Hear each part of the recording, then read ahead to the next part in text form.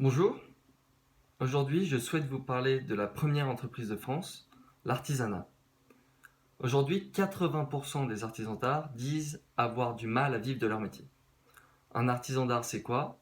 C'est un artisan qui a un savoir-faire complexe et qui fabrique des objets uniques ou en petite série.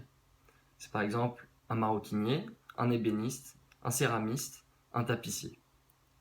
80%, rendez-vous compte, c'est à peu près 30 000 entreprises qui craignent pour leur avenir et qui sont fragilisées.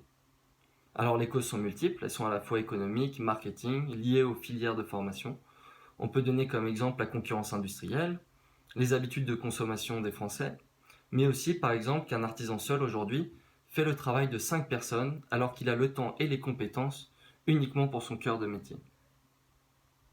Alors non, moi j'ai l'intime conviction que ces métiers ne sont pas voués à disparaître, mais qu'à l'inverse ce sont des métiers d'avenir.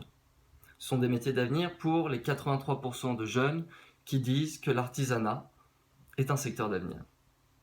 Et la preuve en est, c'est qu'aujourd'hui, 2 tiers des néo-artisans sont des reconvertis.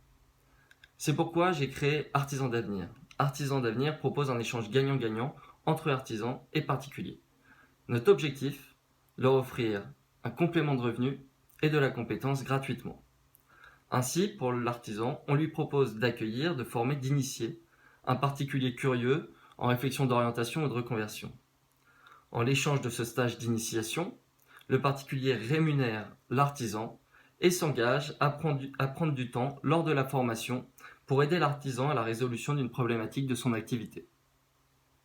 Nous pensons que c'est par cet échange et cette rencontre des besoins que nous façonnerons les artisans d'avenir.